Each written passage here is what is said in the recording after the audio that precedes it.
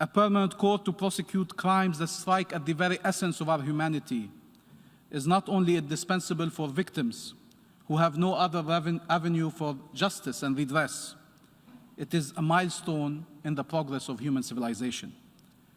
The ICC was not created to fill a gap, but an abyss, a black hole that would devour all the light that generations have carried to us, enduring great sacrifices in the process. Mr. President, as we declared from day one, we joined the ICC seeking justice, not vengeance.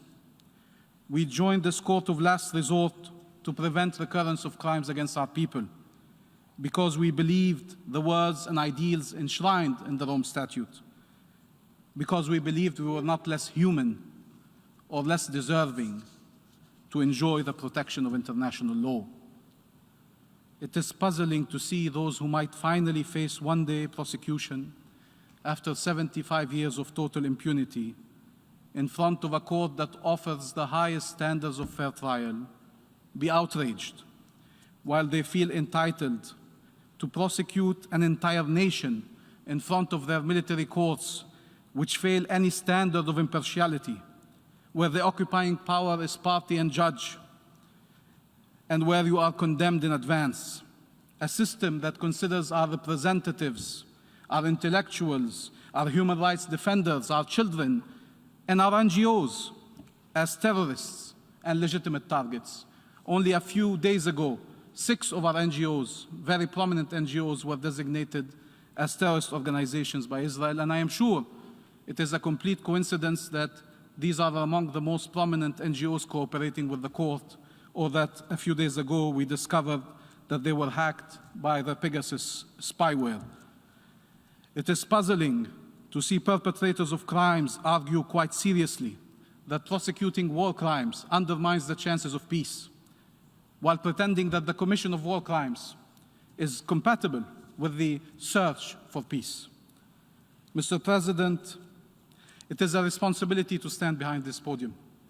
It is a responsibility to speak in this hall that witnessed so much of human history unfold, including the struggle for liberation of so many among you, including or notably against colonialism and apartheid.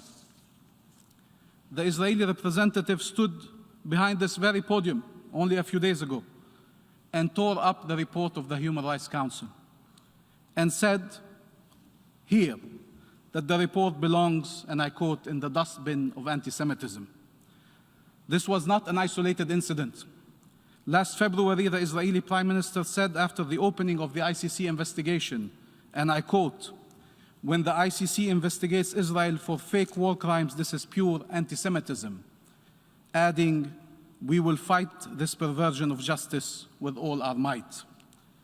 In 2016, when the Security Council adopted Resolution 2334, the Israeli representative said that the resolution was, and I quote, "a victory for terror," calling it, and I quote, "an evil decree." Yes, a Security Council resolution was called an evil decree, and compared it to the decrees of the times of the Maccabees.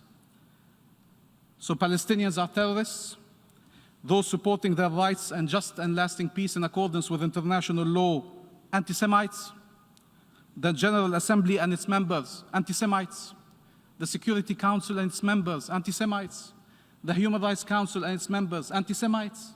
The ICJ, the ICC, anti-Semites. Because they do not accept the illegal policy of the occupying power. Anti-Semitism is a serious matter. It led to one of the worst horrors humanity has ever witnessed, the Holocaust. It cannot be used and abused to shield the Israeli occupation from condemnation, or perpetrators of crimes from being held accountable in front of the ICC. Many Jews were an integral part, or even at the forefront of, the fight against colonialism and apartheid, for civil rights, and yes, for Palestinian rights, for the promotion and defense of international law, informed by their own history, by their own suffering, and by their rejection of oppression, persecution, discrimination, and injustice, regardless of the identity of the perpetrators and regardless of the identity of the oppressed. What is expected from countries represented here to tear up the UN Charter, tear up the Universal Declaration of Human Rights, tear up the Geneva Conventions, tear up the Rome Statute that was 50 years in the making, or place an asterisk stating that these rules apply to all except Israel? What should they do? Openly adopt double standards?